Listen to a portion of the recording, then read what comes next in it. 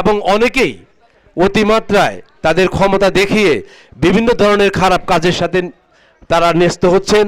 কেউ চাঁদাবাজি করছেন, কেউ সন্ত্রাসী কার্যকলাপ করছেন, কেউ হাম্বি দেখাচ্ছেন, কথাবার্তার মধ্যে এমন ব্যবহার করছেন যেগুলো দেখে জনগণের মধ্যে একটা ভ্রান্ত ধারণা হতে পারে।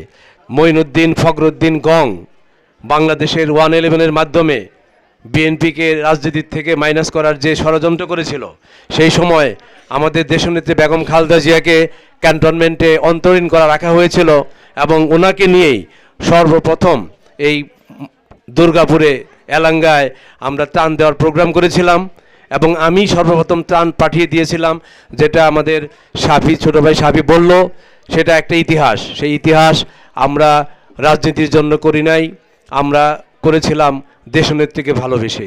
সুতরাং যেটা সত্যি সেটা সত্যি, সত্য কখনো চাপা থাকবে না, সত্য সবসময় প্রকাশ পাবে।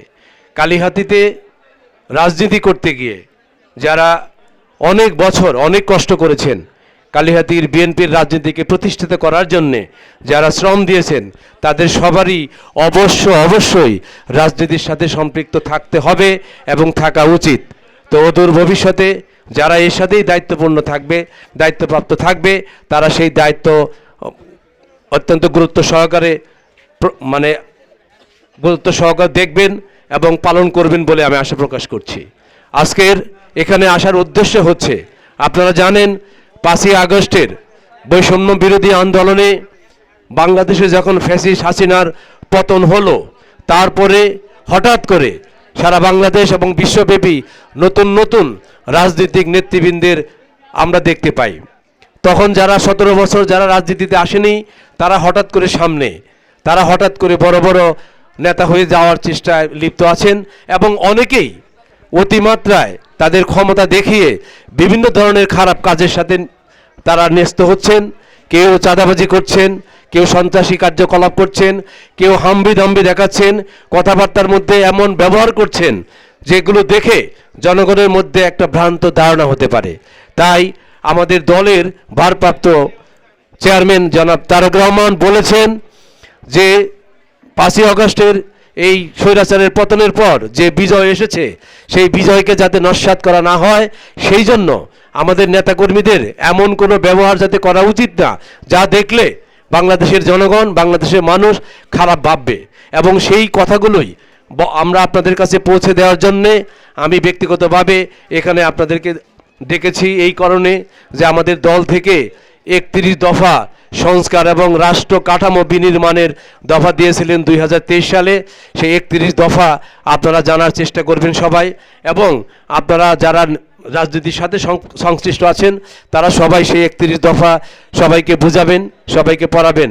আমি কিছু ক্যালেন্ডার দিয়েছি, সেই ক্যালেন্ডারের মধ্যে 31 দফা আছে। যারা অনলাইন সার্চ করতে পারেন তারা গুগলসে সার্চ করে দেখবেন 31 দফা কি।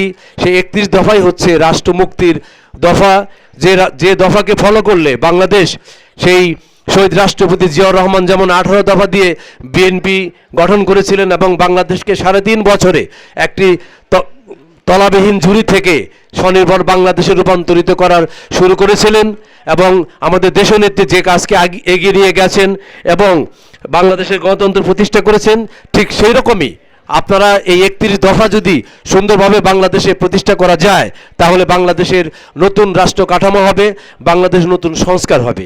তাই আমি আমাদের দেশনেত্রীর পক্ষ থেকে এবং ভারপ্রাপ্ত চেয়ারম্যানের পক্ষ থেকে আপনাদেরকে অনুরোধ করব, আপনারা এমন কোনো কাজ করবেন না যারা দলের সাথে সম্পৃক্ত, এমন কোনো কাজ করবেন না যাতে দলের ঐক্য বিনষ্ট হয়। অদূর ভবিষ্যতে বাংলাদেশ জাতীয়তাবাদী দল যখন নির্বাচনে আসবে, তাদের নির্বাচনের মনোনীত প্রার্থী যখন আপনাদের কাছে ভোট চাইতে যাবে, জনগণ যেন আপনাদের দিকে বীতশ্রদ্ধ না হয়, খারাপভাবে না তাকায়, সেইটা লক্ষ্য রেখে আপনারা সবাই ভদ্র এবং শালীন ব্যবহার করবেন। এবং বিশেষ করে যারা জাতীয়তাবাদী রাজনীতির সাথে সম্পৃক্ত, যারা সংগ্রাম করেছে, যারা যুদ্ধ করেছে, যারা আত্মাহুতি দিয়েছে, যারা আহত হয়েছে, তাদের পাশে সবাই দাঁড়াবেন। এবং এই আমার এখানে আজকে সমন্বয়কদের কয়েকজন এখানে এসেছেন, যারা এই ছাত্ররা এসেছেন, যারা এই বৈষম্য বিরোধী আন্দোলনে অংশগ্রহণ করেছিলেন,